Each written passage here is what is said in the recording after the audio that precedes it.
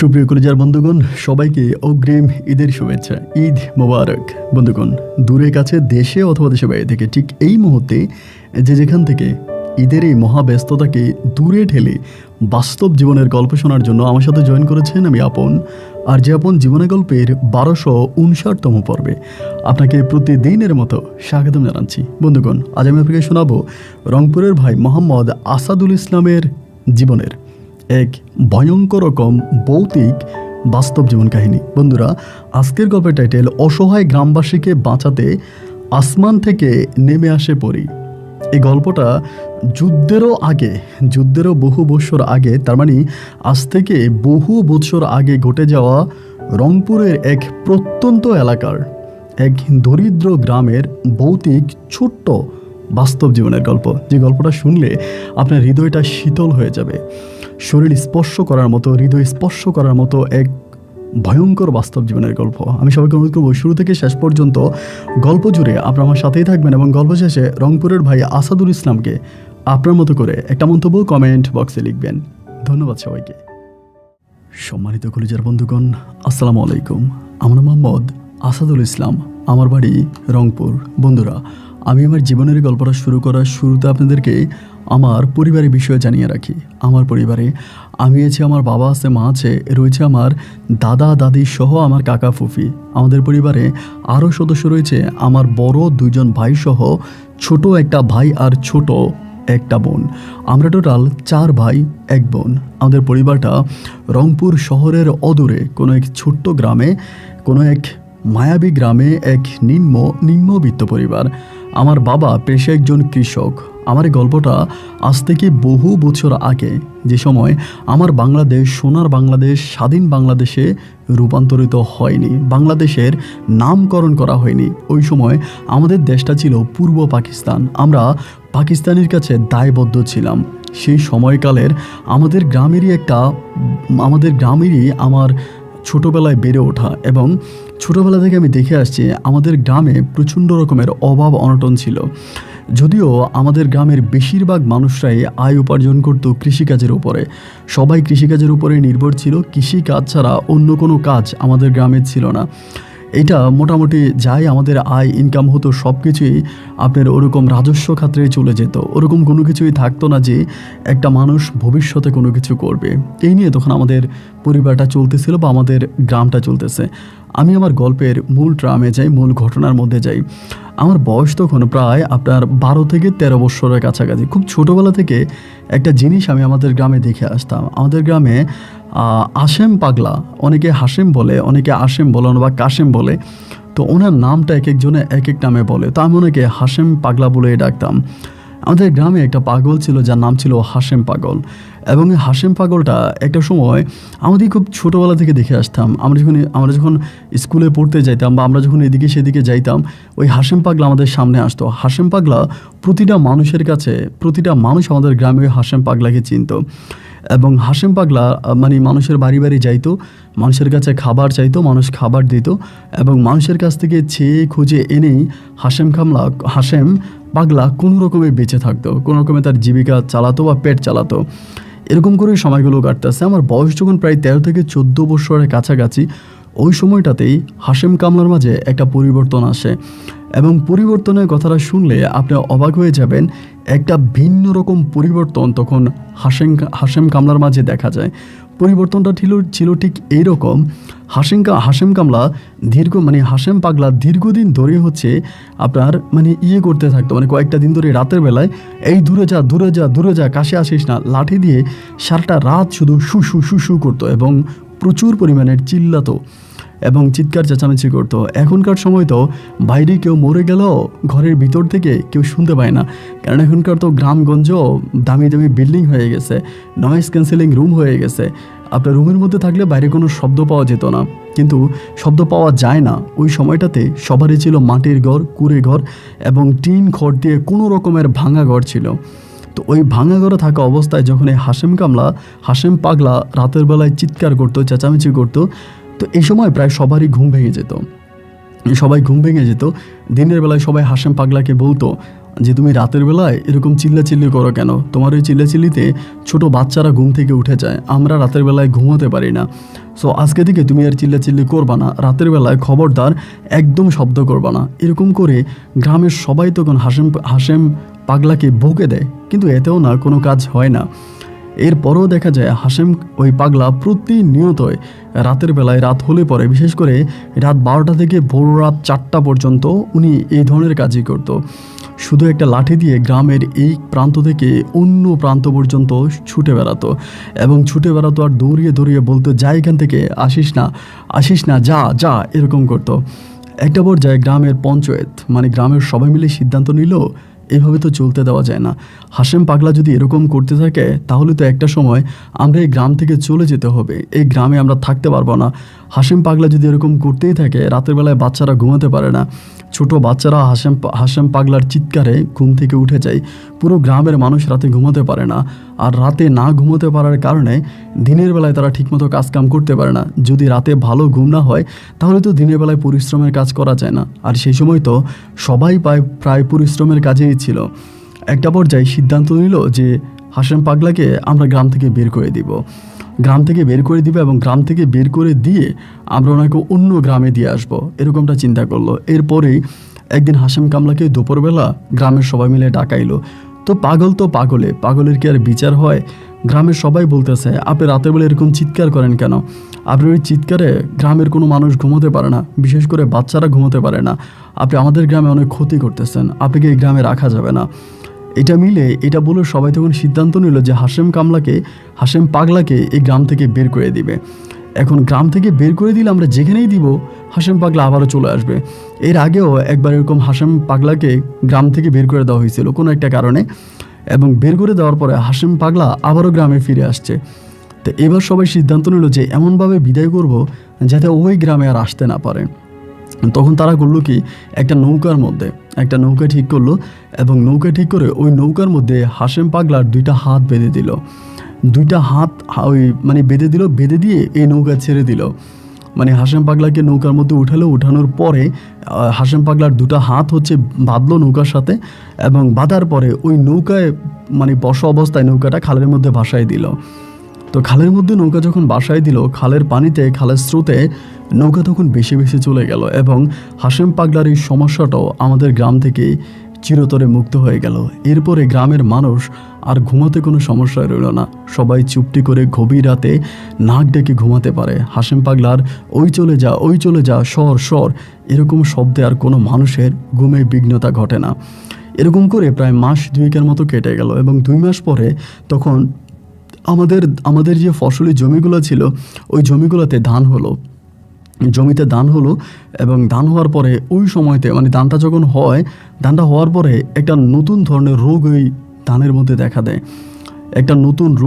এবং এটা এরকম একটা রোগ যে ধানটা যখন আপনার মূল কলি থেকে বের হয়, এবং বের হওয়ার পরে ধানটা কালো আকৃতির হয়ে যায়, এবং কালো হয়ে যাওয়ার পরে ধানটা মাটিতে পড়ে যায়, জাস্ট নষ্ট হয়ে যায়। এরকম করে প্রথমে 1 জমি 2 জমি এই করতে করতে দেখা গেল আমাদের যতগুলো জমি ছিল আমাদের গ্রামের মানুষের প্রায় সমস্ত জমির মধ্যে এই সমস্যা দেখা দিল। ধানটা ঠিক যখনই উর্বর হলো, যখনই ধানটাকে আমরা কাটবো বা কাটার সময় ওই সময়টাতেই না ধানটা একেবারে কালো হয়ে যায়, একদম পচে যায়, মাথাটা একদম পচে যায়, এমন একটা অবস্থা। গ্রামের মানুষের পুরো 1 বছরের ফসল সম্পূর্ণভাবে জমিতে রয়ে গেল। তখন সবাই টেনশনে পড়ে গেলাম যে কি করা যায়, এরকম যদি চলতে থাকে তাহলে তো আর হবে না। সে সময় তো আমাদের গ্রামের সবগুলো মানুষের একমাত্র ইনকামের জায়গা ছিল এই কৃষিকাজ, আর এই ধানি জমিতে যদি এরকমটা হয়ে যায় তাহলে আমরা খাবো কি, বাঁচবো কেমন করে? এই করেই সবার কপালে তখন চিন্তার ভাঁজ পড়ে যায়। সবাই তখন আল্লাহকে ডাকতে থাকে যে আল্লাহ এই বিপদ থেকে তুমি রক্ষা করো, কিন্তু এই বিপদ থেকে আর কোনোভাবেই কেউ রক্ষা হলো না। সবাই আল্লাহর কাছে হাত তোলে এবং বিভিন্ন ধরনের হুজুর আনে অথবা ওয়াজ করায়, মাহফিল করায়, গরু জবাই দেয়, মিলাদ পড়ায়, আসর করে, অনেক কিছুই করে, কিন্তু এরপরেও এটা থেকে আর মুক্তি পাওয়া গেল না। দেখা গেল দিন যত সামনের দিকে বাড়তেছে সবাই এই সমস্যায় ভুগতেছে। একটা বছরের এই ফসল নষ্ট হয়ে গেল প্রথমে 3 মাস, এরপরে মাসে আবারও আমরা ফসল লাগালাম। আল্লাহর কাছে শুকরিয়া আদায় করতেছিলাম যে এবার সম্ভবত এরকম কোনো কিছু হবে না। কিন্তু দ্বিতীয় সময়ে যখন আমাদের ফসলগুলো মানে মাঠের মধ্যে যখন ধান গাছগুলো বের হয়, মানে ধানগুলো বের হয় ফুলের ধান গাছ থেকে যখন আপনার লোমগুলো সরে যায়, ওই সময়ে ধানটা কালো হয়ে যায় এবং কালো হয়ে ওই ধানটাই মাটিতে পড়ে যায়, মানে ধান গাছের মাথাটা সম্পূর্ণ নষ্ট হয়ে যায়। এরপরে আমরা তখন কী করলো, গ্রামের লোকজন মিলে আমরা শহর থেকে তখন ওই যে কৃষিবিদ যাদেরকে বলে, কৃষি গবেষণা করে, ওনাদেরকে নিয়ে আসা হলো। এনারাও তখন আসলো এবং আসার পরে তারাও এটার কোনো ভালো সলিউশন বা সমাধান বের করতে পারলো না। সবশেষ ঢাকা থেকে লোকজন নিয়ে যাওয়া হলো। ঢাকা থেকেও লোকজন গেল। ঢাকায় যাওয়ার পরে তারাও দেখলো, দেখা গেল এরপরের ফসলটাও আমাদের নষ্ট হয়ে গেল। দুইটা বছরের ফসল যখন নষ্ট হয়ে গেল, পুরো গ্রামের মানুষ তখন চিন্তায় পড়ে গেল। কারণ এরপরে কারো গোয়ালে আর কোনো গরু রইল না এবং আপনার গোডাউনে কোনো ধান রইল না। এই সময়টাতে প্রচণ্ড রকমের অভাব দেখা দেয়। এতটাই অভাব, সেই অভাবের বর্ণনা দিয়ে আমি শেষ করতে পারবো না। 3 বেলার জায়গায় 1 বেলা খাবার খেতে আমরা তখন পারতাম না। আশেপাশের গ্রামে কাজের উদ্দেশ্যে গেলেও না, আশেপাশের গ্রামের মানুষরাও আমাদেরকে কাজে নিত না, বা আশেপাশের গ্রামের মানুষ তাদের গ্রামে আমাদেরকে ঢুকতে দিত না। সবাই বলতো আমরা অভিশপ্ত গ্রামের মানুষ, আমরা সবাই অভিশপ্ত, এবং আমরা অভিশপ্ত গ্রামের মানুষ বলে আমরা অন্য কোনো গ্রামে যেতে পারবো না। ওই গ্রামে আমাদেরকে ঢুকতে দিবে না, আশেপাশের গ্রামে কাজ করতে দেয় না, ঢুকতে দেয় না। এক ধরনের একটা দুর্ভিক্ষ তখন দেখা দেয়। সবাই তখন কান্নাকাটি করে, কি করা যায়, কিভাবে এটা থেকে রক্ষা পাওয়া যায়। আল্লাহর কাছে সবাই ফুরিয়ত জানায়, প্রার্থনা করি। এবং তখন ছিল রেডিওতে খবর শোনা হতো। তো রেডিও আসলে খুব ভালো নেটওয়ার্ক পাওয়া যেত না। আমরা গ্রামের সবাই মিলে গোল করে বসে তখন রেডিও শুনতাম এবং রেডিওর মধ্যে খবর শুনতাম। খবরে অন্য কোনো গ্রামের জমিতে এরকম সমস্যা দেখা দেয় কিনা, এইটা রেডিওতে প্রচার হয় কিনা, এরকমভাবে আমরা তখন সবাই গোল করে বসে রেডিওর অনুষ্ঠান শুনতাম। দেখা গেল তখনও আর এরকম কোনো কিছু হয় না, সব কিছুই ঠিক আছে। একটা সময় গ্রামের প্রায় 3 ভাগের 1 ভাগ মানুষ কমে গেল। গ্রামের 3 ভাগের 1 ভাগ মানুষ দূর দূরান্তে চলে গেল, অনেক দূরের কোনো গ্রামে চলে গেল এবং অনেক দূরের কোনো গ্রামে গিয়ে তারা কোনো রকমের কাজকাম করে খেয়ে পরে বেঁচে আছে। আমাদের গ্রাম থেকে আস্তে আস্তে করে মানুষজন কমতে থাকে। এরকমভাবে সময়গুলো কাটতে কাটতে প্রায় গ্রামের অর্ধেক মানুষ তখন উধাও হয়ে গেল, অর্ধেক মানুষ চলে গেল।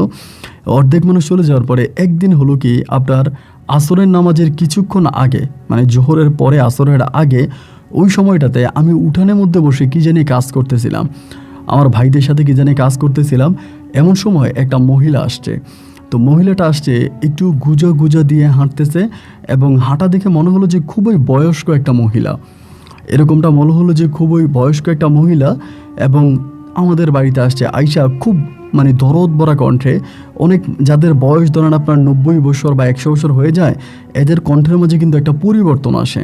তা ওই মহিলার কণ্ঠের মাঝেও না একটা পরিবর্তনের ছোঁয়া পেলাম।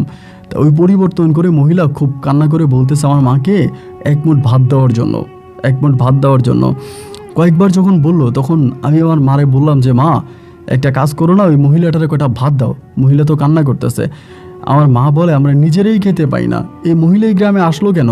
আসলেই কিন্তু সত্যি কথা, আমাদের গ্রামে কিন্তু কোনো ফকির আসে না, আমাদের গ্রামে কোনো ফকির মিসকিন আসে না। কারণ হচ্ছে আমাদের গ্রামে তো দুর্ভিক্ষ চলতেছে, তা ফকির আসবে কোত্থেকে? আশেপাশের গ্রামে ফকিরা যায়, ওখান থেকে টাকা পয়সা নিয়ে যায়, ধান চাউল নিয়ে যায়। আমাদের গ্রামে কিন্তু কোনো ফকির আসে না। ওই সময়টাতে দেখা গেল যে এরকম একটা অবস্থা, মানে এই মহিলাটা কোত্থেকে আসছে। পরে আমার মা বলতেছে আপনি আসছেন কোত্থেকে? আমাদের গ্রামে তো অভাব চলতেছে, আমাদের গ্রামে কোনো ফসল হয় না, আমাদের গ্রামের সমস্ত ধান নষ্ট হয়ে যাচ্ছে। এটা কি আপনি জানেন না?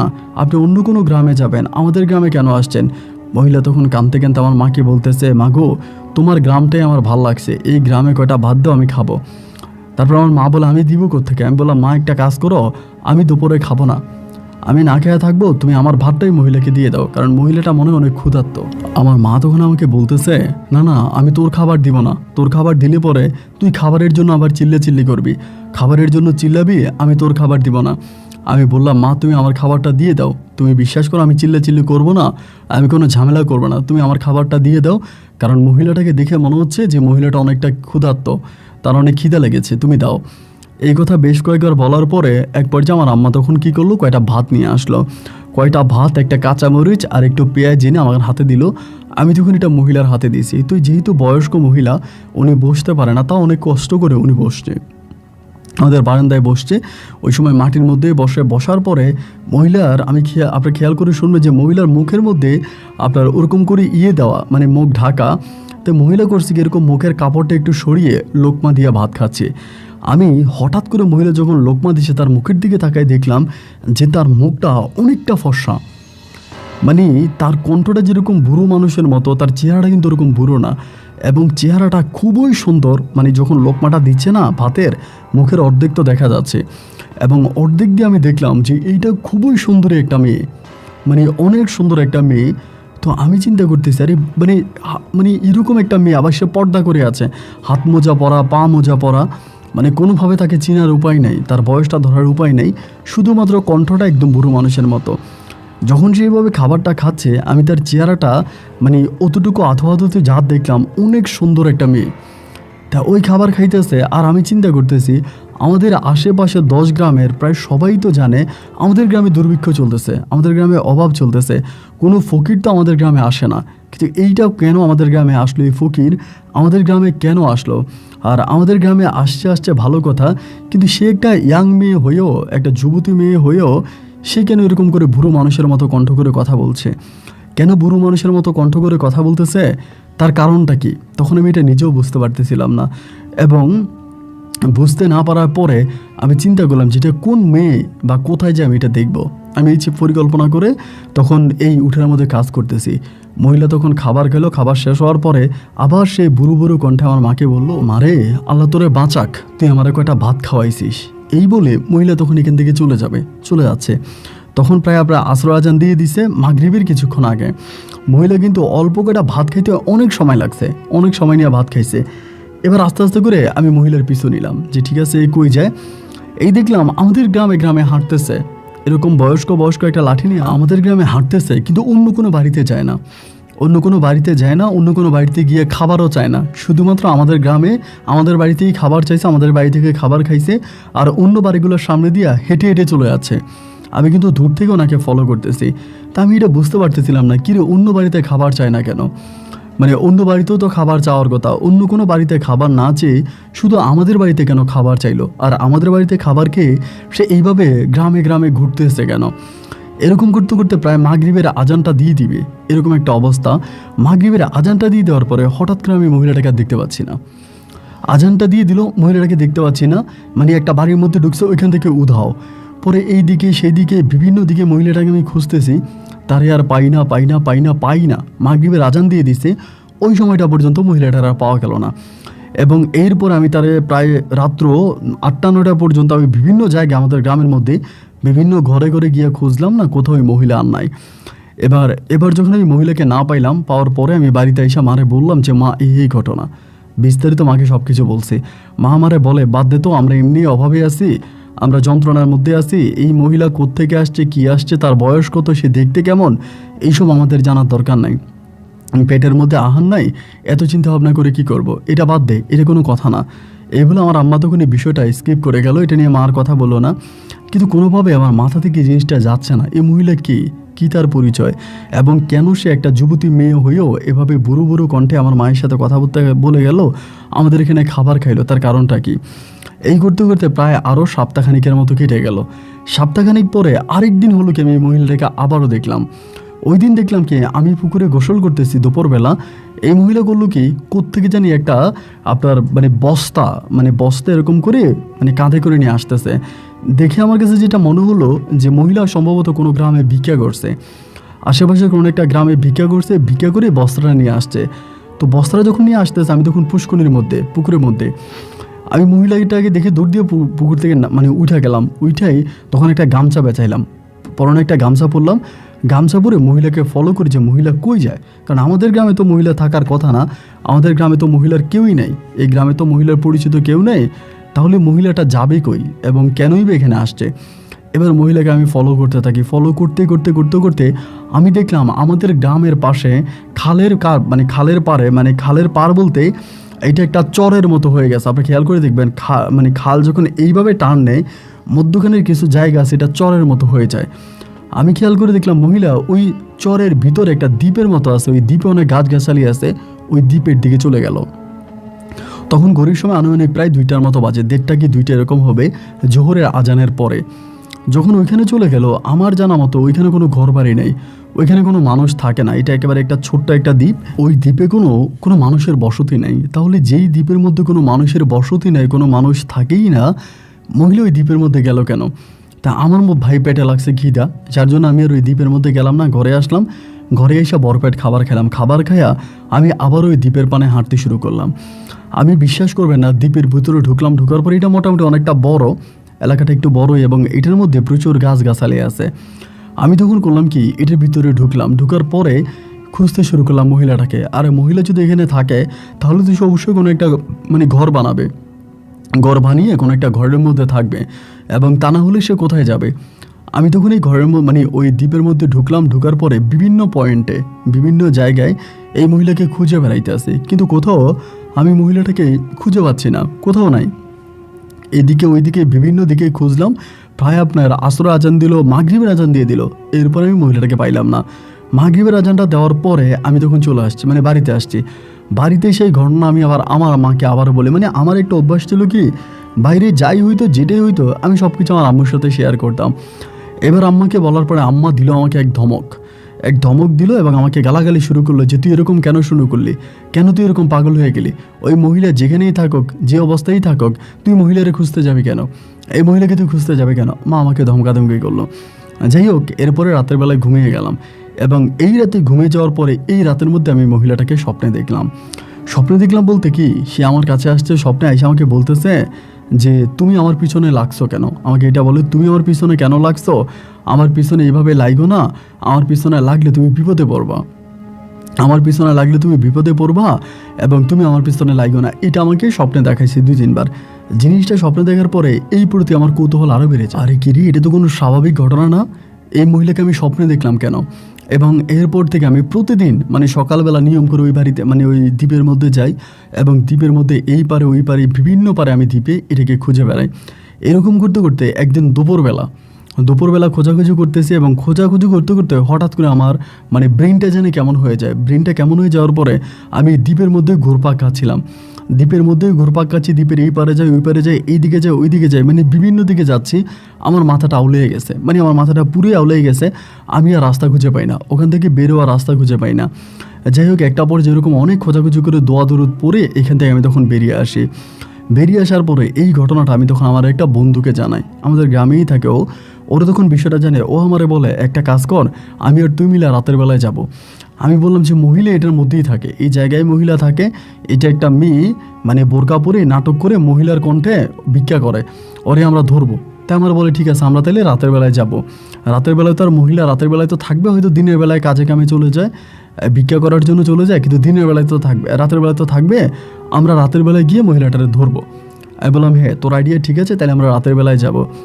এবার যখন রাত্রি গভীর হলো, এবার গভীর রাতে আমি আর আমার বন্ধু তখন মিলে রওনা দিলাম এই মহিলাটাকে ধরার জন্য। তো মহিলাকে ধরার জন্য আমরা যখন ওই এটার মধ্যে ঢুকার পরে আমার বন্ধুরা আমি বলতেছি, তুই এক পাশে খোঁজ, আমি এক পাশে খুঁজি। ওর হাতে একটা হারিকেন, আমার হাতে আরেকটা হারিকেন, দুইজনে দুইটা হারিকেন দিয়ে এরকম করে খোঁজাখুঁজি করতেছে। এরকম খুঁজতে অনেকটা ইয়েটা খুঁজলাম, বাট মহিলারা পাইলাম না। হঠাৎ করে আমার হারিকেনে কিন্তু আমি ফুল করে এনেছিলাম, তেলটা একদম ফুল আনছিলাম, হঠাৎ করে দিয়ে হারিকেনের রেশাটা যেটা সেটা জ্বলে যাচ্ছে, হারিকেনে তেল নাই, হারিকেনটা নিভে গেল। হারিকেনটা যখন নিভে গেল আমি তো অবাক হয়ে গেলাম, কিরে হারিকেন নিভে গেল, এখন আমি কি করবো? এখন তো আমি আরও বিপদে পড়ে গেছি, পড়ছি। এই যে হারিকেনটা নিভে গেল, এবার আমার বন্ধুরা ডাকতেছে, আমার বন্ধুর নাম ছিল মোশারফ। ওই ডাকতেছে, মোশারফ, ওই মোশারফ। অনেকবার ডাক দিলাম, ওর আর কোনো সন্ধান পাই না, ও আর কোনো কথা বলে না। তা আমার কাছে যেটা মনে হলো, ও মনে হয় বাইরে গেছে, মনে হয় কোনো একটা দিয়ে ও মনে হয় বেরিয়ে চলে গেছে আমাকে না নিয়েই। আমি তখন আস্তে আস্তে করে বেরোবো, হারিকেন কিন্তু তখন নিভে গেছে। এই করে যখন একটু সামনের দিকে আসলাম ভাই, তখনই দেখলাম ভয়ানক আকৃতির এক সাপ। আমার জীবনে আমি এত বড় সাপ দেখি নাই। সাপটা পুরো গাছটাকে এরকম পেঁচিয়ে মাথাটা বের করে আছে, খুবই ভয়ঙ্কর আকৃতির। এবং নর্মালি দেখলে এটা কোনো সাপ মনে হবে না, মনে হবে কোনো একটা দৈত্য বা দানব, এরকম কিছু। আমি দেখার পরে হাত থেকে হারিকেনটা ছেড়ে দিলাম, ছেড়ে দেওয়ার পরে পিছন থেকে দিলাম দৌড়, পিছনে দিয়ে দৌড় দিলাম। এবার পিছনের দিকে দৌড় দেওয়ার পরে আমি দৌড়াচ্ছি, দ্বীপ আর শেষ হয় না। এই যে দ্বীপটা আছে, এই দ্বীপ কিন্তু আর শেষ হয় না, কিন্তু আমি দৌড়াইতে মানে দৌড়াইতে আসি। অ্যান্ড কোন দিকে যাচ্ছি, কোন জায়গায় যাচ্ছি আমি আবারও জানি না। এরকম করে দৌড়ে আবার সামনে গেলাম, আমি আবারও ওই ভয়ঙ্কর সাপটারে দেখলাম। আবারও সামনে গিয়ে সাপটা, এবার দ্বিতীয়বার যখন সাপটারে দেখলাম আমি তখন ওখানে জ্ঞান হারিয়ে ফেলি। একে তো দৌড়াতে পুরো ক্লান্ত হয়ে গেলাম, তারপর আমি কোনো রাস্তা খুঁজে পাচ্ছি না। সাপটাকে আবার ওইখানে দেখার পরে আমি ওখানে জ্ঞান হারিয়ে ফেলি। জ্ঞানটা আমি হারিয়ে ফেলে অজ্ঞান হয়েছে, এবং অজ্ঞান হয়ে যাওয়ার পরে তখনই হলো কি আমাদের মানে আমার যখন অজ্ঞান হয়ে যায় তখন আজান নেয়। আমার মনে আছে যে আমি এরকম করে আমাদের গ্রামে তখন আজান দিতেছিল, আজানের শব্দটা কোনো রকমের কানে আসলে পরে আমার জ্ঞান তখন ফিরে আসে। তখন আমি কী করে দৌড়ে কোনো রকমে বাড়ির মধ্যে আসি, বাড়িতে এসে তখন মানে জ্ঞান হারিয়ে ফেলি। এবং জ্ঞান হারিয়ে ফেলে তখন মায়ের কাছে পুরো ঘটনাটা খুলে বলি যে মা, এমন এমন ঘটনা এটা আমার সাথে ঘটছে। আমার মা তো আমার উপরে খুব রেগে গেল, যেটা তুই কেন করলি, কী কারণে করতে গেলি, এরকমটা তুই কেন করলি, তোর কি যাওয়া দরকার ছিল, তুই কেন ওইখানে গেলি। মানে আম্মু আমাকে মোটামুটি অনেক বকাঝকা করতেছে যে আমার ওখানে যাওয়া ঠিক হয় নাই। আমারও কাছে মনে হচ্ছে যে আমি এটা আসলে অন্যায় করছি। এরপরে আমি ওই বাড়ির দিকে মানে ওই জায়গাটার দিকে আর যাই না। ওই যে আর ইদি মাঝে কিন্তু আমাদের ওই জমি জমা কিন্তু আর ঠিক হলো না, তা আগের মতোই রয়ে গেল। মানে কোনো কিছু মানে হলো না, আগের মতো রয়ে গেল। আমি আর ওইখানে যাই না, মানে ওই ইয়াটার ভিতরে যাওয়াটাই আমি বন্ধ করে দিই। এইভাবে আরও কয়েকদিন কেটে গেল। আর কয়েকদিন কেটে যাওয়ার পরে একদিন রাতের বেলায় আমি এই মহিলাটাকে আবারও স্বপ্নে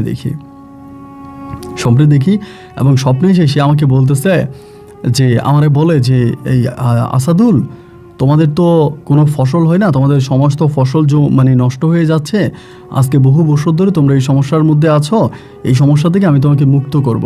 তুমি যেহেতু আমাকে বিরক্ত করা বন্ধ করে দিয়েছো, আর তোমাদের গ্রামের এই দুর্দশা দেখে আমার কাছেও মায়া লেগেছে, আমার কলিজাটা ফেটে যাওয়ার মতো অবস্থা, আমি আসছি তোমাদেরকে সাহায্য করার জন্য। কিন্তু তোমাদের গ্রামের মানুষগুলো আসলেই ভালো না, প্রত্যেকে আমার সাথে খারাপ ব্যবহার করেছে, আমাকে অত্যাচার করেছে, আমার সাথে কটূক্তি করে কথা বলেছে। শুধুমাত্র তোমাদের পরিবার একদিন তোমার মা আমার সাথে একটু ভালো করে কথা বলে, আমাকে দুমুঠো খেতে দেয়। ওইখান থেকে আমার কাছে ভালো লেগেছে, আর ভালো লাগার জন্যই আমি তোমাকে একটা জিনিস দিয়ে যাচ্ছি। তুমি এই জিনিসটা একটা বড় মানে একটা পানি আমি তোকে দিয়ে যাচ্ছি, পানির একটা বোতল। ওই বোতলটা তুমি কি করবা, একটা বড় বালতির মধ্যে ঢালবা। ঢেলে তুমি যখন ফসলগুলো মানে যে সময়টাতে তোমাদের ওই ফসলে পচন ধরে, ওই সময়টাতে ওই পানিটা ফসলের মধ্যে ছিটাই দিবা। সার বা ওষুধ যেরকম করে জমিনে ছিটানো হয়, এরকম করে পানিটা ছিটাই দিবা। পানিটা যখন অর্ধেক হয়ে যাবে আবার পানি দেবা, কিন্তু খবরদারে পানিটা পরিপূর্ণভাবে শেষ করবা না।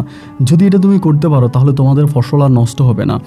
এই কথাটা তখন আমাকে এই মহিলাটা বা ওই নিয়ে আমাকে স্বপ্নে এসে বলে গেল, এবং আমাকে এটাও বললো যে আমি যে তোমাকে এটা বললাম, এটা কিন্তু তুমি কাউকে জানাবা না, তোমার পরিবার বন্ধু বান্ধব কাউকেই বলতে পারবা না, এটা তুমি করো। এই বলার পর আমার তখন ঘুমটা ভেঙে গেছে। ঘুমটা ভেঙে যাওয়ার পরে দেখেন আমি একটা বালিশের উপরে মাথা রেখে ঘুমিয়ে আছি।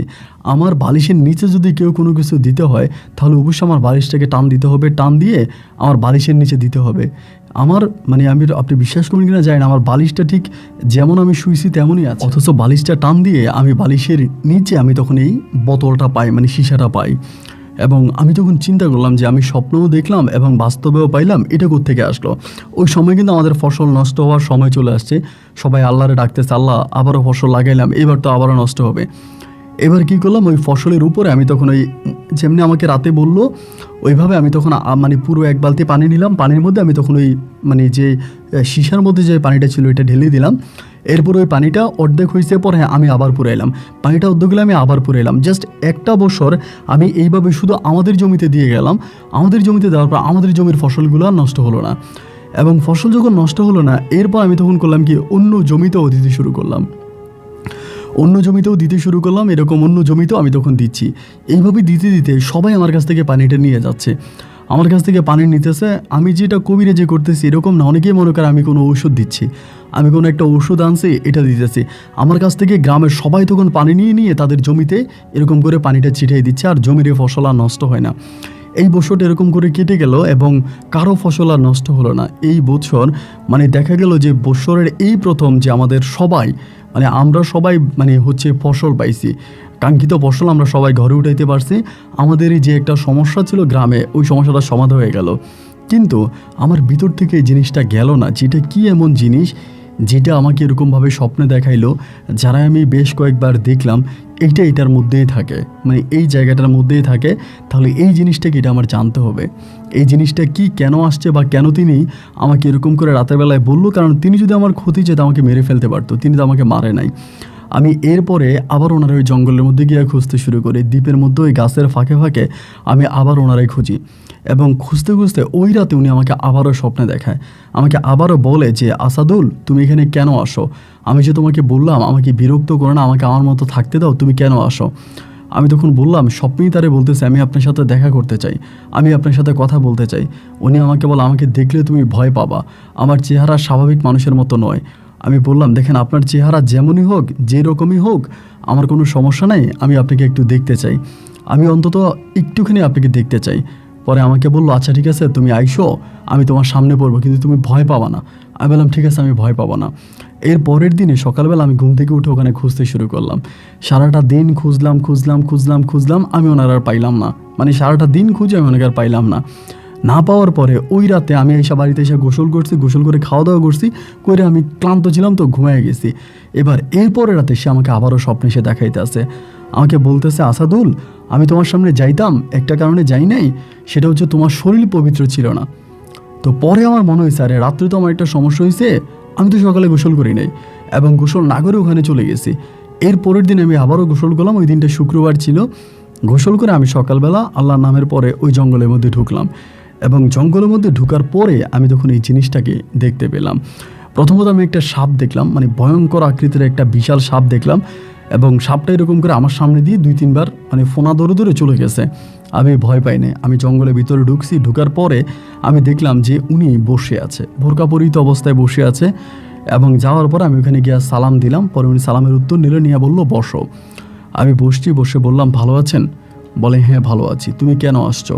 আমি বললাম, আমি তো আসছি আপনাকে দেখার জন্য, আপনি আমাদের এত বড় একটা উপকার করলেন, আমাদের পুরো গ্রামবাসীকে মহা বিপদ থেকে রক্ষা করলেন, আজ আমরা দুমুঠো দুবেলা খেয়ে বেঁচে আছি, এবং সেটা তো শুধুমাত্র আপনার অবদান। আপনি যদি আমাদেরকে ওভাবে সাহায্য না করতেন, তাহলে হয়তো আমাদের পেটে ভাত জুটতো না, আমরা আরও অভাবে দিন কাটাতাম। তো ঠিক আছে, আমি আপনাকে একটু দেখতে চাই।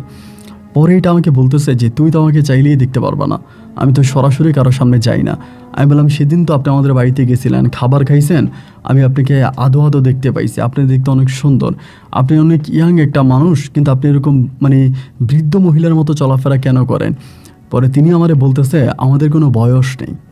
আমারে বলে, আমাদের কোনো বয়স নেই, আমরা যে কোনো বয়সে যে কোনো মানুষের রূপ ধারণ করতে পারি, বা যে কোনো, আমরা চাইলে বুড়ো হওয়ার পরেও আমরা একেবারে আমাদের মানে কচি বয়সটা আবারও ফিরে পাই, চাইলে আমরা সব বয়সেই যেতে পারি, এবং যে কোনো বয়সে আমাদের মৃত্যু ঘটে। আমি বললাম, আপনার নাম কি? বলে, আমার নাম ইশরা। আমি বললাম, যে আপনি কি মুসলিম? বলে, হ্যাঁ আমি মুসলিম। আমি বললাম, আচ্ছা আমি আপনাকে একটু দেখতে চাই। পরে আমাকে বলে, কেন দেখবা আমাকে? আমি বললাম, একটু দেখি। পরে উনি মুখটা একটু সরালো, তো মুখটা সরানোর মানে পর্দার কাপড়টা সরাইলো, সরানোর পরে আমি ঠিক যেটা ধারণা করেছিলাম যে এইটা দেখতে অনেক সুন্দর হবে, আসলেই ঠিক মানে এত যে সুন্দর বলার মতো না, মানে যার দিকে তাকায় থাকতে ইচ্ছে করে, অসম্ভব রকম সুন্দর এক চেহারা। আমি এটার মুখের দিকে অনেকক্ষণ তাকাইছিলাম। পরে আবারও কাপড়টা ফেলে দেয়, মানে কালো কাপড়টা ফেলে দিল। ফেলে দিয়ে আমাকে বলতেছে যে তোমার আমার অনেক ভালো লাগছে, তুমি আসলে আমাকে নিয়ে তোমার অনেক কৌতূহল, তো তুমি যে এখানে আসবা, অন্য কাউরে কিন্তু কখনোই আনবা না, বা আমার সাথে তোমার দেখা হয়, এখানে তুমি আসো, এটা তুমি কারো কাছে বলবা না। আমি বললাম, আচ্ছা ঠিক আছে, আমি কারো কাছে বলবো না, কিন্তু আমি কিন্তু আপনার কাছে আসবো, প্রতিদিনই আসবো। বলে, ঠিক আছে তুমি আইসো। এরপরে আমি প্রায় প্রতিদিনে ওই জঙ্গলের ভিতরে যাইতাম, এবং জঙ্গলের ভিতরে গেলে পরে আমি তার সাথে কথা বলতাম, তার সাথে বসতাম, এবং আমি জানতে পারি এটা একটা পরী, মানে জিনের মেয়ে, জিনের কন্যা, জিনের পরী। এবং আমি তাকে জিজ্ঞেস করলাম যে এখানে আপনি কত বৎসর ধরে আছেন? উনি বলে, আমি বহু বৎসর ধরে, তোমারও জন্মের আগে, তোমার বাবারও জন্মের আগে আমি এই জায়গার মধ্যে থাকতেছি। আমি তখন বললাম, বাহ, আপনি তো দেখতে অনেক সুন্দর, আপনার বয়স কত? উনি বলে, আমার বয়স অনেক। এবং ওনার ওই বয়সের কথা শুনে আমার তখন কাঁপ দিছে, এবং জিজ্ঞেস করলাম, আপনার বিয়ে হয়েছে? বলে, না, আমার এখনও বিয়ে হয়নি, কারণ আমাদের হিসাবে আমার এখনও প্রাপ্ত বয়স হয়নি।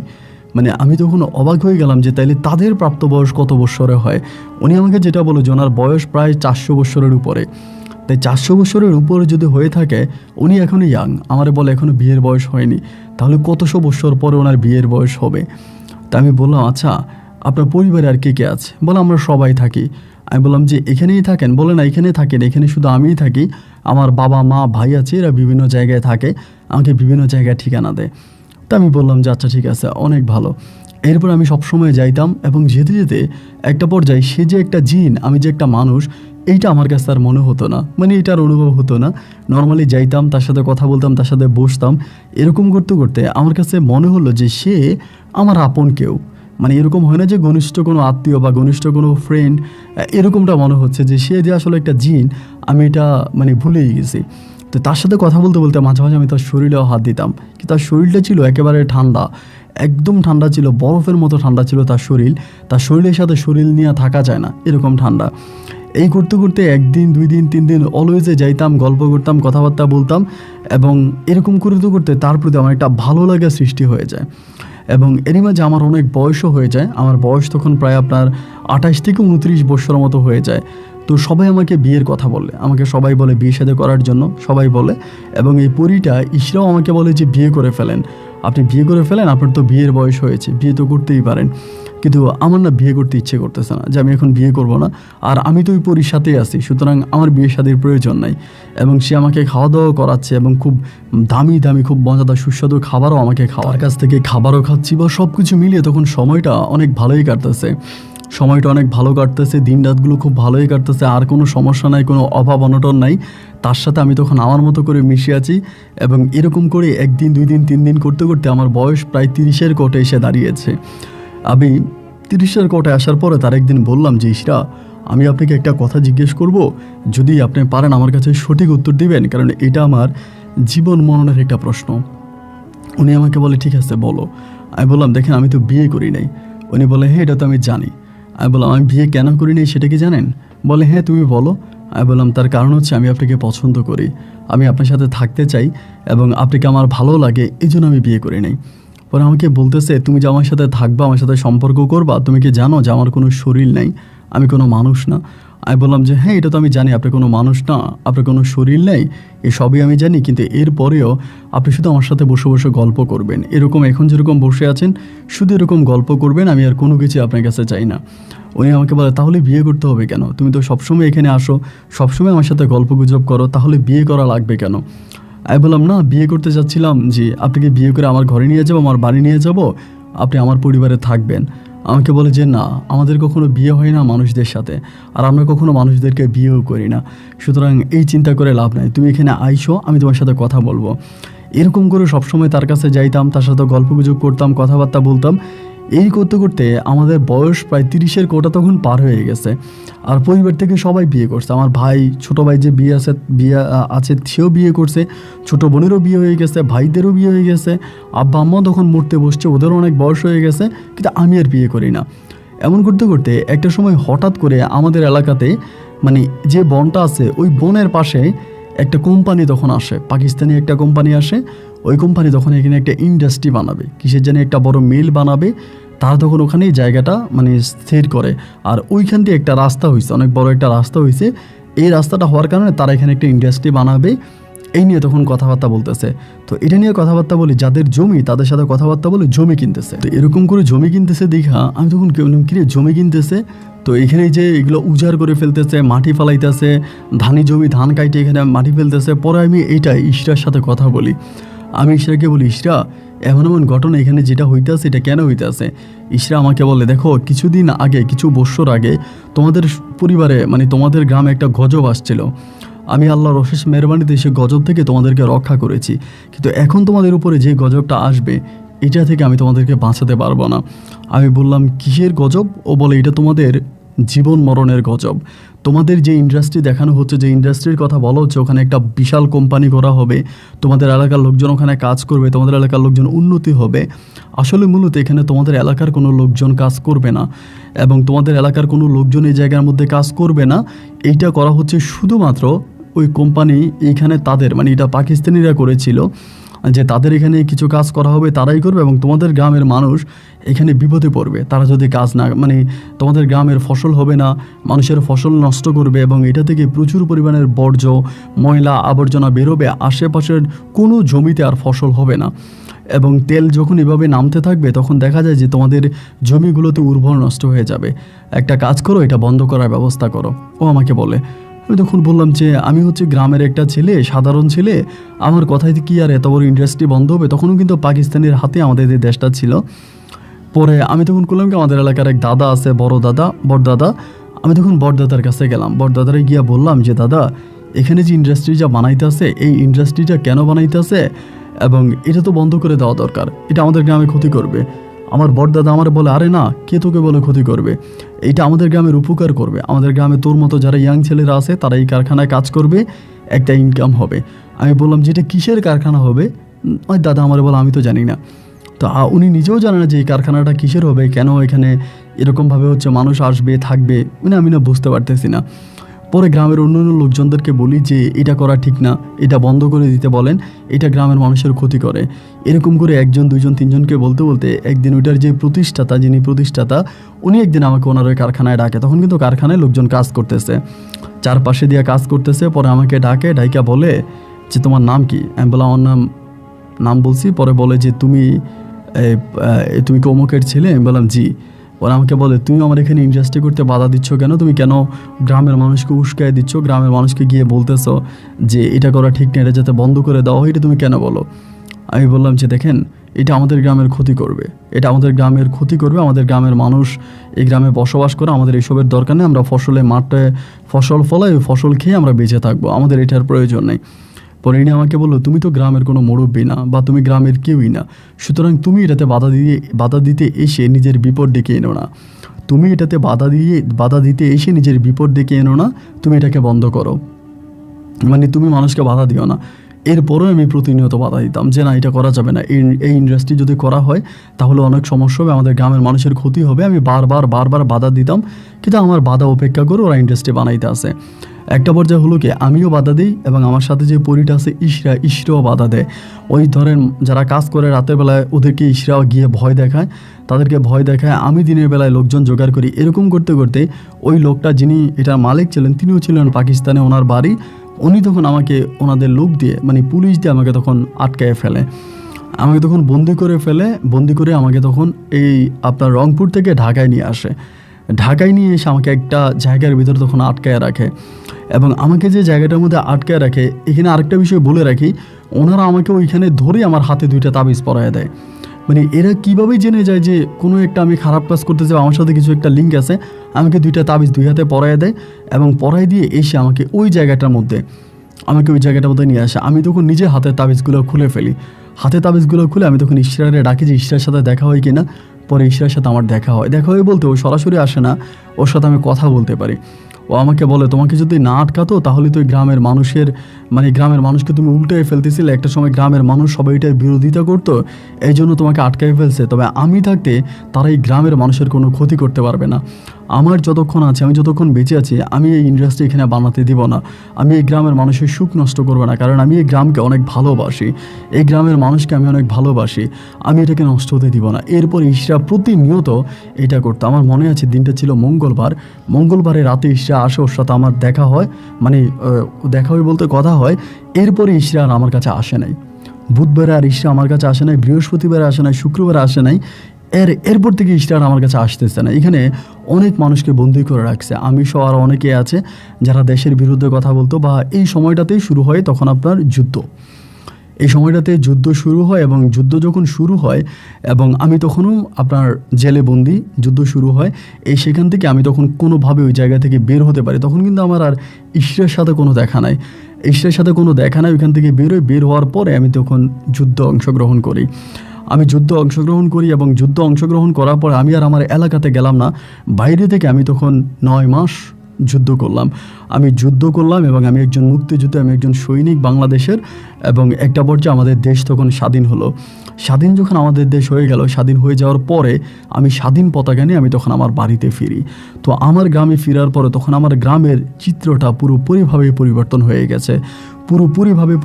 হয়ে গেছে। গ্রামের আগের মতো আর গ্রামটা নাই এবং ওই ইন্ডাস্ট্রি ভেঙে ফেলা হয়েছে। আমার বাবা, আমার মা, আমার বড় ভাই মারা গেছে এবং আমার যে ছোট বোনটা আছে, আমার ছোট বোনটাও মারা গেছে। মানে এরকম একটা অবস্থা। এর মাঝে আমার যে ছোট ভাইটা ছিল, আমাদের যে ইশরা যেখানে থাকতো, যে দ্বীপে থাকতো ওই দ্বীপটাকেও কিন্তু সম্পূর্ণ নষ্ট করে দেওয়া হয়, ওখানকার গাছপালাগুলো কেটে ফেলা হয়। পরে আমি সেখানকার আমার ছোটো ভাইরে বললাম যে ওরা কি করেছিল আমাকে নিয়ে যাওয়ার পরে। পরে বলে ভাইয়া ওরা অনেকগুলো হুজুর আনছিল এবং অনেকগুলো হুজুর এনে এই যে জায়গাটা ইশরা থাকতো আর কি, আমি তো জানি ইশরা ওখানে থাকতো, আমার ছোটো ভাই তো জানে না, ওই জায়গাটার মধ্যে নাকি তারা 4 পাশ দিয়ে কড়ি পরা দিয়ে তাবিজ পরা দিয়ে কেমনে কেমনে কী জানি ধরে নিয়ে গেছে, ওইটার ভিতর থেকে কী জানি ধরে নিয়ে গেছে। এইটা আমার ভাই আমাকে বলল। আমি তখন বললাম যে এটা করছে ওইখানে কে ছিল বা কোন হুজুরকে তুই চিনিস? বলে না, তবে মুজাম্মেল আমাদের উনি একজন আপনার মুজাম্মেল এখনও আছে, সে পাকিস্তানের পক্ষে ছিল, উনি ছিল হচ্ছেন রাজাকার, তো ওনারা মানুষ অনেক মারছে, ওনার ঘর দুয়ার পড়াই দিছে, ওনাকে অনেক মারছে, তা উনি এখনও আছে, ওনার হচ্ছে মুজাম্মেল রাজাকার বললো, ওনাকে চিনি। তা আমি তখন মুজাম্মেল রাজাকারের বাড়িতে গেছি। বাড়িতে যাওয়ার পরে মুজাম্মেল রাজাকারে ধরলাম, ধরে বললাম যে আপনারা তো জানান আমি মুক্তিবাহিনী ছিলাম, আমি স্বাধীন করেছি, আমি মুক্তিযোদ্ধা ছিলাম, তো আমি চাই না আমি আপনাকে আমার হাতে মেরে ফেলি, আমি সত্যটা জানতে চাই যে কি হয়েছিল এখানে কি হয়েছিল, আপনি কি করছিলেন? উনি আমারে বলে বাবার আমি কিছুই করি নাই, এখানে পাক বাহিনীরা এরকম লোকটুক নিয়ে আসছে, আনার পরে তারা এটা করছে, তারা বলছে এটার ভিতরে নাকি একটা পরী আছে বা জিন আছে, তারা তখন হুজুর আনছে, এক হুজুর নিয়ে এসে তারা তখন এখান থেকে ওই পরীটাকে ধরে নিয়ে গেছে। আমি বললাম ধরে নিয়ে গেছে, ওই পরীটাকে কোথায় রাখছে বা যে ধরছে তার নাম কি? পরে আমাকে আমাদের রংপুরে একটা কবিরাজের ঠিকানা দেয় যে অমুক কবিরাজে মানে ধরে নিয়ে গেছে। পরে আমি কবিরাজের বাড়িতে যাই, কবিরাজের বাড়িতে যাওয়ার পরে আমি জানতে পারি ওই কবিরাজ মারা গেছে, মানে যুদ্ধের সময় উনি অসুস্থ অবস্থায় মারা গেছে, কিন্তু ওনার ছেলে আছে, ওনার ছেলে এখনও কবিরাজি করে, ওই ছেলে আমার বয়সী হবে। ওই ছেলেকে গিয়ে ধরে বললাম যে আপনার আব্বা আমাদের গ্রাম থেকে, আমাদের গ্রামের নাম বলি, ঠিকানা বলি, যে ওই জায়গা থেকে একটা জিনিসকে ধরে আনছিল এবং এটাকে নাকি বোতলে বন্দি করা হয়েছে, তো এটা কোথায় রেখেছে বা কী করেছে আমি এটা সম্বন্ধে জানতে চাই। তো ছেলেটা বলে দেখেন আমার আব্বা তো অনেক কিছুই মানে ওই সময় করেছে, বা বিভিন্ন জায়গা থেকে আব্বা জিনদেরকে আটকাতো, পরীদেরকে আটকাতো, বোতলবন্দি করতো, কিন্তু বোতলবন্দি করার পর আমাদের দিঘিতে আমার আব্বা ফেলে দিত। তো আমি ওরকম কবিরাজি করি না, মানুষের জিনে ধরলে জিন ছাড়াই এবং সামান্যতম তাবিস্তমানের কাজ করি, তবে এই সম্বন্ধে আমি আপনাকে কোনো সাহায্য করতে পারবো না। আমার আব্বা বোতলের মধ্যেই ইট বেঁধে এগুলো হচ্ছে আপনার ফালাই দিত, মানে দিঘিতে ফালাইতো, তো আমাদের ওই দিঘিটাও আছে। আমি বললাম দিঘিটা কোথায়? পরে তিনি আমাকে নিয়ে যাওয়ার পরে আমাকে দিঘিটা দেখাইলো, বিশাল একটা দিঘি, এবং বিশাল এই দিঘি আমাকে বলে যে দিঘির মধ্যে আব্বা এরকমভাবে হচ্ছে বিভিন্ন বোতলে করে জিনদেরকে এই দিঘির মধ্যে বন্দি করতো। তা আমি বললাম যে আচ্ছা আমি তাইলে মানে দিঘি তো আর ওই সময় সেচ দেওয়ার মতো অবস্থা নাই, আমি নিচে ডুবাই, কিন্তু আমি নিচে কোনো বোতল খুঁজে পাই না, যে কোনো একটা বোতলের মধ্যে কোনো একটা কিছু আটকানো, এরকম কিছুই পাই না। এবং এমন করতে একটা সময় আমি সিদ্ধান্ত নিলাম যে আমি দিঘিটাকে আপনার করে ফেলবো, মানে সেচ দিয়ে ফেলবো, দিঘিটাকে সেচ দিব, দিঘিতে আমি আর পানি রাখবো না, পানি না রেখে আমি দিঘিটার নিচেই বোতলটা খুঁজবো, যে আমার বিশ্বাস আমার ওই পরীটাকে কোনো একটা বোতল আটকায় রাখছে, আমি পরীটাকে ওই বোতল থেকে মুক্ত করব। এরপর আমি প্রায় 1 সপ্তাহ ক্লান্ত পরিশ্রম করে আমি তখন এই দিঘিটা সেচ দিই, মানে দিঘির পানি নিষ্কাশ করি, এবং এরপরে আমি এটার মধ্যে প্রায় ওই সময় 900টার উপরে বোতল পাই। আমি যতটুকু বলবো যে জাস্ট 900টা আমি কাউন্ট করেছি, এছাড়াও আরও আছে, 900টার মতো বোতল পাই, এবং প্রত্যেকটা বোতলের মধ্যে তাবিজ আছে, বোতলের ভিতরে একটা তাবিজ, কোনো বোতলের ভিতরে সীসা আছে, মানে আপনার শামুক আছে, আবার কোনটার ভিতরে বিভিন্ন মাছ আছে, কোনটার ভিতরে ধরেন গাছের শিকড় আছে, এইটা ওইটা অনেক কিছু। আমি প্রতিটা বোতলের মুখ খুলি, মানে এরকম এই টাইপের বোতল, আমি এগুলোর মুখ খুলি, প্রায় সবগুলো বোতলের মুখ খুললাম, কিন্তু কোনো বোতলের মধ্যেই আমি এই জিনিসটাকে আর পেলাম না, মানে ইশরাকে যে লুকিয়ে রাখা হয়েছিল কোন বোতলে আমি এটা আর জানলাম না। এরপরে বিভিন্নভাবে হচ্ছে বোতলগুলো খুললাম, এখানে আর পাওয়া গেল না ওকে, এবং এরপর আমি নিরুপায় হয়ে অসহায় হয়ে পরে আরেকজন কবিরাজের দ্বারস্থ হই, আরেকজন কবিরাজের কাছে যাই, এবং সেই কবিরাজ আমাকে একই কথা বলে, এই পরীটাকে বন্দি করে রাখা হয়েছে, পরীটা জীবিত আছে এখনও, কিন্তু তাকে বন্দি করে রাখা হয়েছে, যার কারণে সে স্বাভাবিকভাবে আপনার কাছে আসতে পারতেছে না, কিন্তু সে আপনার কাছে আসতে চায়, এবং সে আপনার কাছে আসবে, কোনো না কোনো দিন আপনার কাছে অবশ্যই আসবে, আপনার সাথে কথা বলবে, কিন্তু সে এখন আপনার কাছে আসতে চাইও পারে না, তাকে বিভিন্ন জায়গায় আটকিয়ে রাখা হয়েছে। এই কবিরাজও যখন এই কথা বললো, আমি তখন ওই কবিরাজ মানে যে ইশরাকে আটকাইছিল ওনার ছেলের কাছে আমি আবারও গেলাম। যাওয়ার পর ওনার ছেলেরে বললাম যে আপনি আমাকে সত্যি কথা বলেন যে আপনার আব্বা আর কোনো জায়গায় কোনো পরীকে কাউকে আটকায় রাখছে কিনা। উনি আমাকে বলে যে না, আর কোনো জায়গায় কাউকে আটকাইছে কিনা এরকম কোনো কিছু আমি জানি না, কিন্তু আমার আব্বা তো আর কোনো কিছু আমাকে বলে যায়নি। আব্বু অসুস্থ অবস্থায় মারা গেছে, এবং আমি যতটুকু জানতাম বিভিন্ন জায়গা থেকে আব্বা জিন পরিদেরকে ধরে এনে বোতলে করে এই দিঘির মধ্যে ফালাইতো, আর দিঘি যদি আপনি খুঁজলেন ওইটার মধ্যে তো আপনি পেলেন না।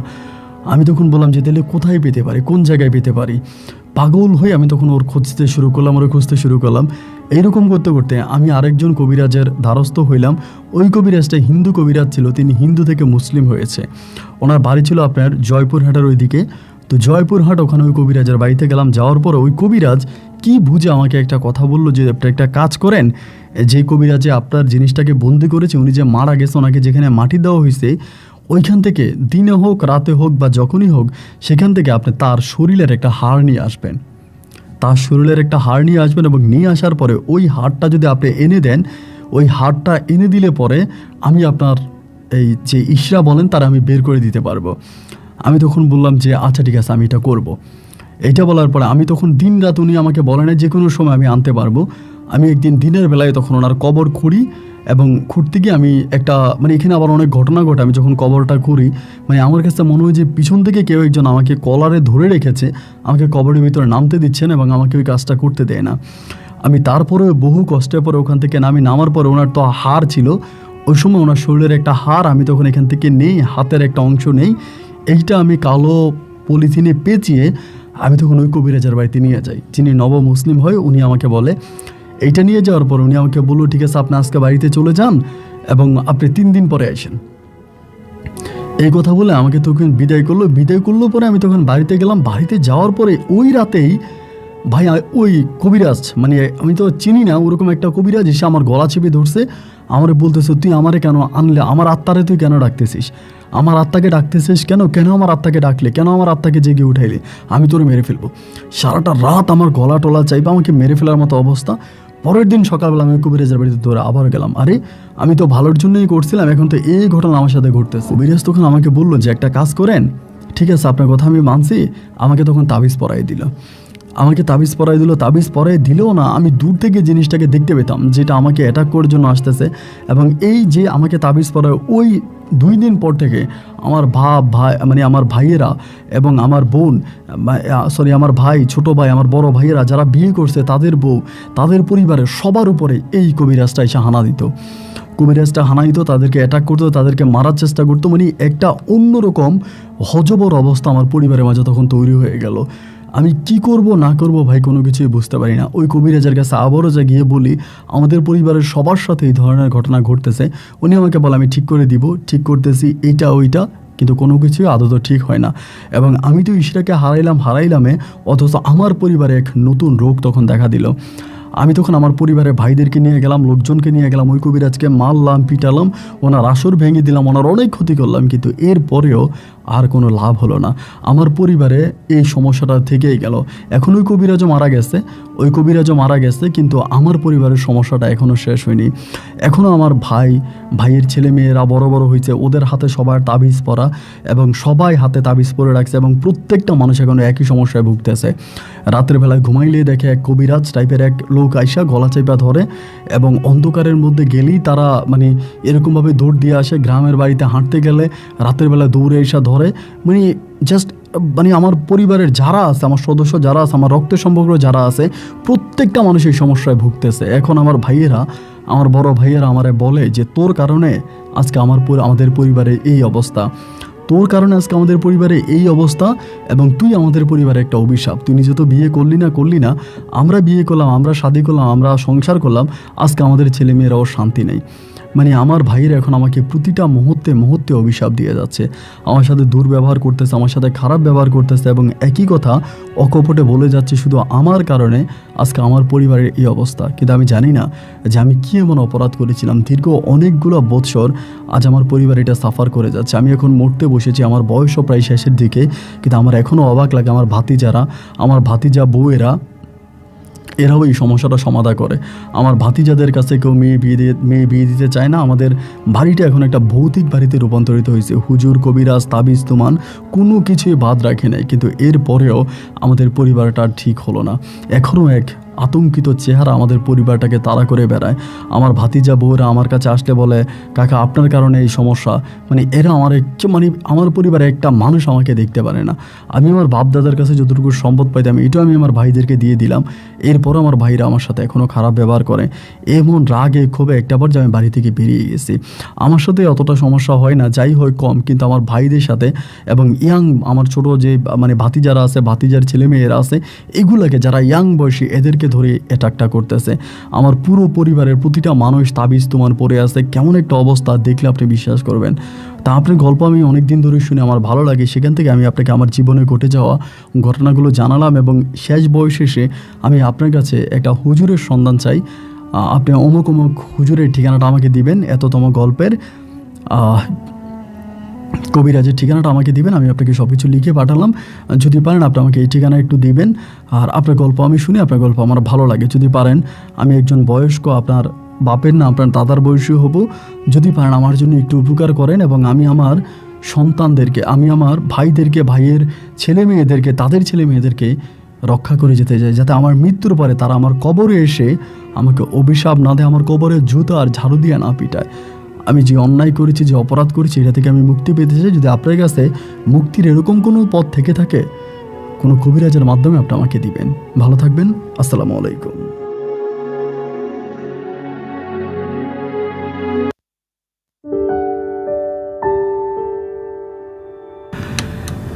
প্রিয় বন্ধুগণ, সবাইকে অনেক বেশি ধন্যবাদ এই পর্যন্ত আমার সাথে থেকে রংপুরের ভাই আসাদুল ইসলাম, মানে আসাদুল ইসলামের জীবনের এই বাস্তব গল্পটা শোনার জন্য। উনি বর্তমানে খুব বয়স্ক একজন মানুষ এবং ওনার ছবি আমাকে পাঠিয়েছে। ইনি বিছনা থেকে উঠতে পারে না, অসুস্থ, একেবারে বিছনায় পড়ে আছে। এরপরেও ওনার ভাইয়েরা, ভাইয়ের বউয়েরা, ভাতিজিরা, ভাতিজির ছেলে মেয়েরা সবাই ওনাকে অভিশাপ দিয়ে যাচ্ছে। সবাই বলতেছে আজকে ওনার কারণে ওনাদের গোটা পরিবারের অবস্থা, এবং পরিবারের অনেক সদস্যের ছবি উনি আমাকে ইমেলে পাঠিয়েছে। তো যেটা দেখলাম আসলে তার পরিবারটা অনেক কষ্টে আছে। উনি আমাকে একটা কবিরাজের ঠিকানা চেয়েছে, ওই কবিরাজের ফোন নাম্বার আমি দিয়েছি। এখন আদত আমি নিজে কবিরাজকে বিশ্বাস করি না এবং কোনো কবিরাজের কেউ দ্বারস্থ হন এটাও আমি চাই না, কিন্তু এই লোকে খুব অনুরোধ করার কারণে আমি ঠিকানাটা দিলাম। জানি না ওনার সাথে কথাবার্তা বলে তার কোনো সমাধান হবে কি না, যেটা বিগত এত বছর ধরে চলে আসতেছে। আল্লাহ সবাইকে হেদায়েত দান করুক। এবং এরকমভাবেই হচ্ছে কবর থেকে লাশ উঠিয়ে আনা, লাশের কাপড় উঠিয়ে আনা, লাশের হাড্ডে উঠিয়ে আনা, কবরস্থানে মাটি দিয়ে কিছু করা মানেই কুফুরি। সো এই ধরনের কুফুরি থেকে সবাই আমাদেরকে রক্ষা করুক, আল্লাহ আমাদেরকে রক্ষা করুক, এবং আমরা নিজেরা যাতে বুঝতে পারি সেই তৌফিক আল্লাহ তাআলা দান করুক। আগামী দিন ঈদ, সবাই অনেক কোরবানি করবেন, অবশ্যই সাবধানতার সহিত, কারণ অনেক কোরবানিতে এরকম ঘটনা ঘটে, অনেকেই গরু কোরবানি দিতে গিয়ে নিজেদেরকে কোরবান করে দেন, হাত কেটে ফেলেন, আঙ্গুল কেটে ফেলেন, এবং অসাবধানতা এরকমও হয় যে নিজের শরীরের মধ্যে চাকুর আঁচল লেগে যায়, বা এটা একটু সাবধানতায় কাজ করবেন। এবং গরু কাটার সময় তো আমরা সবাই কষাই হয়ে যাই, একদিনের কষাই। সো এটা সাবধানতার সহিত কাজ করতে হবে এবং কাজ করবেন। সবাই ভালো থাকবেন, সুস্থ থাকবেন, এই শুভকামনা। আজকের মতো এখানেই বিদায়। ইনশাল্লাহ দেখা হবে অন্যদিন অন্য কারো বাস্তব জীবনের গল্প নিয়ে। আল্লাহ হাফেজ এন্ড আসসালামু আলাইকুম।